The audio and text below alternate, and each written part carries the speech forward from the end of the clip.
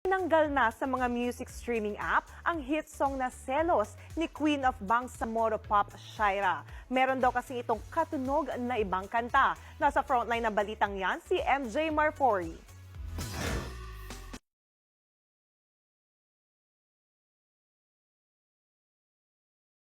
Catchy beat, pati lyrics na nakaka-LSS.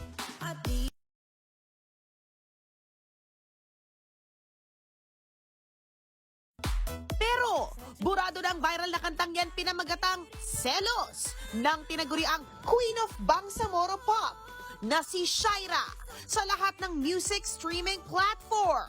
Sa pahayag ng recording label ni Shaira na AHS Channel, kusa raw nilang tinanggal ang kanta dahil kumukuha pa sila ng cover license para rito. Kinumpirma ng AHS na ginamit nilang melody ng kantang Trouble is a Friend ni Australian singer Lenka.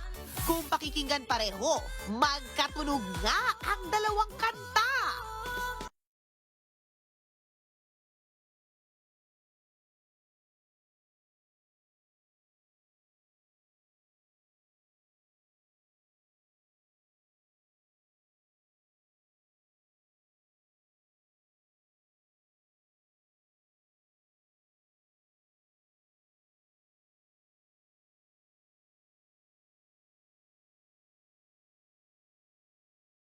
Pero bago pa man tanggalin ang kanta, binanggit naman nila sa mismong YouTube video ng Selos na si Lenka ang original singer ng kanta.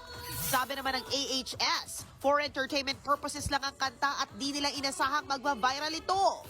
Yun nga lang, di nakaligtas sa puna ang pagkakapareho ng dalawang kanta hanggang sa nag-comment na nga ang netizen na ito sa post ni Lenka at sinabing pinagkakakitaan ng iba ang kanta niya. Nag-reply naman si Lenka at sinabing gumagawa na sila ng legal action kaugnay rito. Marami naman ang nasayangan at nalungkot ng tanggalin ng kanta sa mga music streaming app.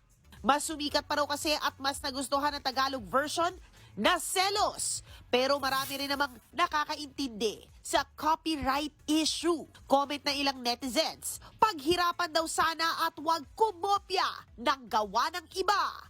Maging lesson na rin daw sana ito para sa iba pang aspiring singers. Nagbabalita mula sa Frontline, MJ Marfori, News 5.